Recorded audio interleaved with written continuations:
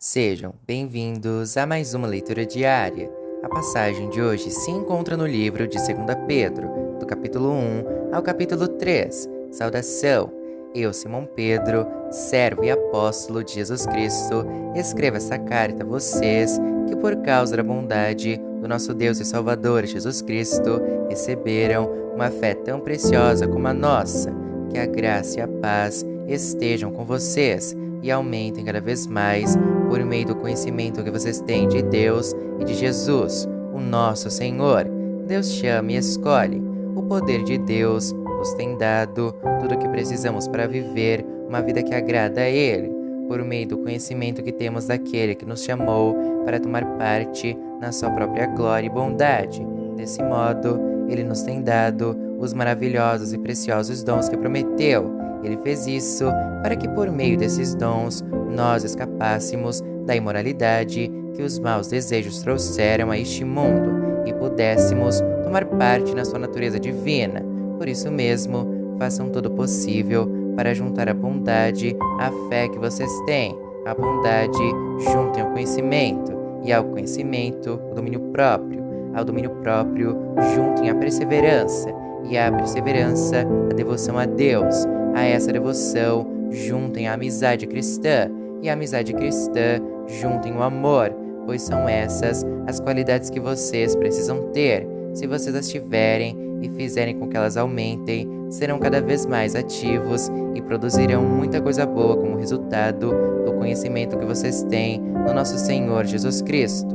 Mas quem não tem essas coisas é como um cego ou como alguém que enxerga pouco e esqueceu que foi purificado dos seus pecados passados. Portanto, meus irmãos, procurem ficar cada vez mais firmes na certeza de que Deus os chamou e escolheu. Se vocês fizerem isso, jamais abandonarão a fé, e assim receberão todo o direito de entrar no reino eterno do nosso Senhor e Salvador Jesus Cristo.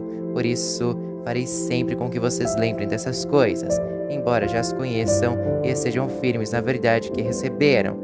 Penso que enquanto eu viver é justo que faça com que vocês lembrem dessas coisas, pois sei que logo terei de deixar este corpo mortal, como nosso Senhor Jesus Cristo me disse claramente. Portanto, farei tudo o que puder para que depois da minha morte vocês lembrem sempre dessas coisas, testemunhas da glória de Cristo.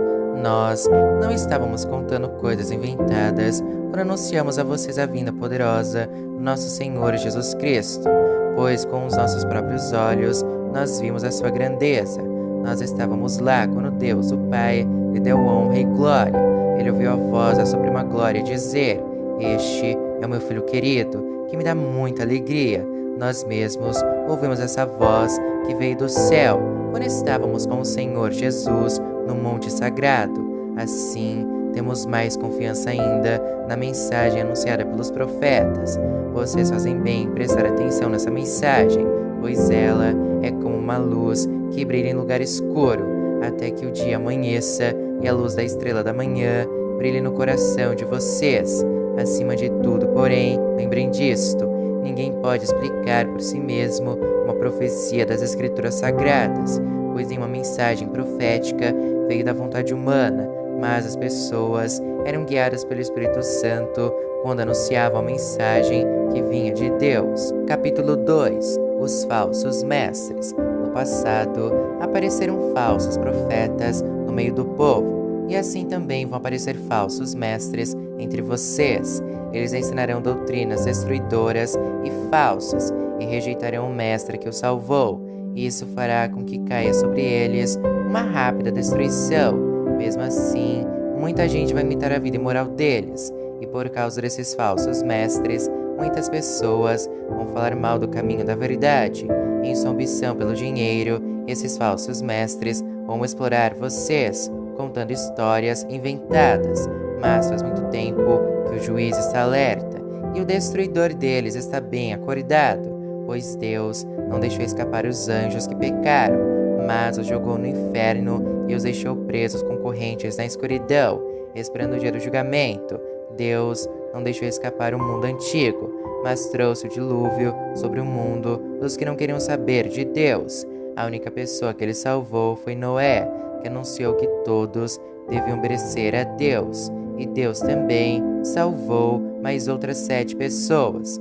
Deus condenou as cidades de Sodoma e Gomorra, destruindo-as com fogo, como exemplo do que vai acontecer com os que não querem saber dele. Ele salvou Ló, um homem bom, que estava aflito porque conhecia a vida daquela gente imoral.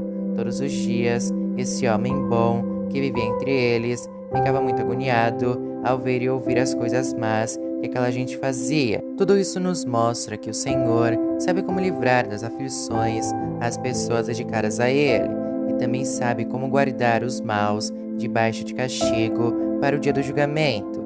Ele castigará especialmente os que seguem os seus próprios desejos imorais e desprezam a autoridade dele. Esses falsos mestres são atrevidos e orgulhosos.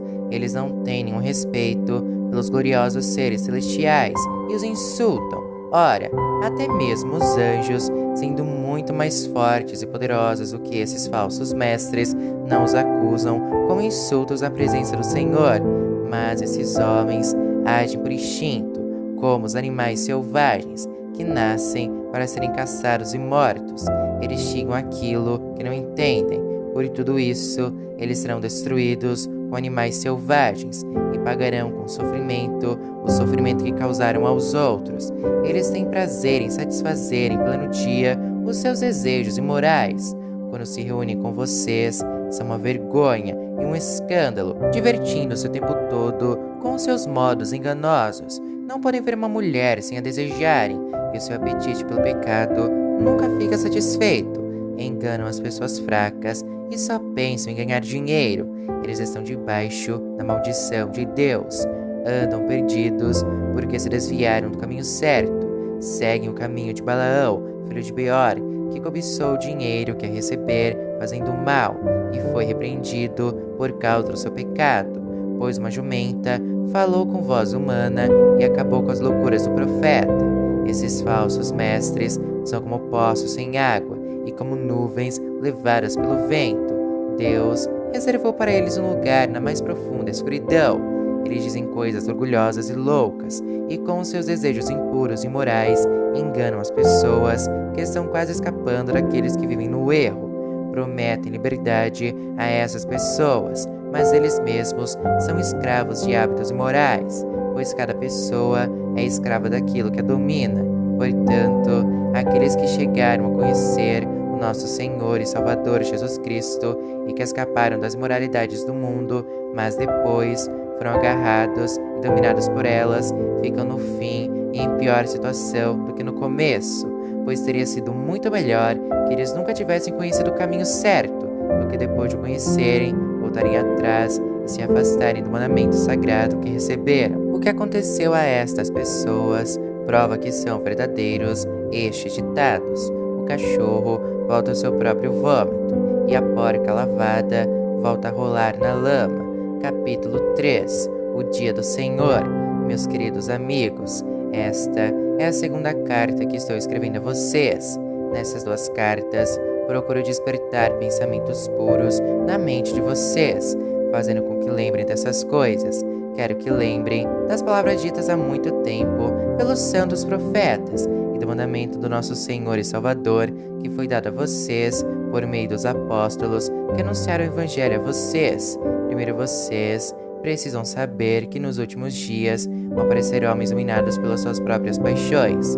Eles vão zombar de vocês, dizendo: ele prometeu vir, não foi? Onde está ele? Os nossos pais morreram e tudo continua do mesmo jeito que era desde a criação do mundo. Esses zombadores esquecem de propósito que há muito tempo Deus deu uma ordem e os céus e a terra foram criados. Esquecem que a terra foi formada da água e no meio da água, e também que pela água do dilúvio o mundo antigo foi destruído. Mas os céus e a terra que agora existem estão sendo guardados pela mesma ordem de Deus, a fim de serem destruídos pelo fogo. Estão sendo guardados para o dia do julgamento e da destruição dos que não querem saber de Deus. Meus queridos amigos, não esqueçam isto. Para o Senhor, um dia é como 1000 anos, 1000 anos como um dia. O Senhor não demora a fazer o que prometeu, como alguns pensam. Pelo contrário, Ele tem paciência com vocês, porque não quer que ninguém seja destruído, mas deseja que todos se arrependam dos seus pecados. Porém, o dia do Senhor chegará como ladrão. Naquele dia os céus vão desaparecer com um barulho espantoso, e tudo que há no universo será queimado. A terra e tudo que existe nela vão sumir, esperando a vinda do dia de Deus. Sabendo que tudo isso vai ser destruído assim, então, que tipo de gente vocês precisam ser? A vida de vocês deve ser agradável a Deus e dedicada a Ele. Esperem a vinda do dia de Deus e façam o possível para que venha logo. Naquele dia, os céus serão destruídos com fogo e tudo que há no universo ficará derretido. Porém, Deus prometeu e nós estamos esperando um novo céu, uma nova terra, onde tudo será feito de acordo com a vontade dEle. Por isso, meus amigos, enquanto vocês esperam aquele dia, façam o possível para estar em paz com Deus, sem mancha e sem culpa diante dEle. Lembrem que a paciência do nosso Senhor é uma oportunidade para vocês serem salvos, pois o nosso querido irmão Paulo, com a sabedoria que Deus lhe deu, escreveu a vocês sobre esse assunto. Foi isso mesmo que ele disse em todas as suas cartas, quando escreveu a respeito disso. Nas cartas dele, há algumas coisas difíceis de entender, que os ignorantes e os fracos na fé explicam de maneira errada, como fazem também com outras partes das Escrituras Sagradas, e assim eles causam a sua própria destruição. Mas vocês, meus amigos, já sabem disso. Portanto, tomem cuidado para não serem levados pelos erros de pessoas imorais e para não caírem da sua posição segura. Porém, continuem a crescer na graça e no conhecimento do nosso Senhor e Salvador Jesus Cristo. Glória a Ele, agora e para sempre. Amém.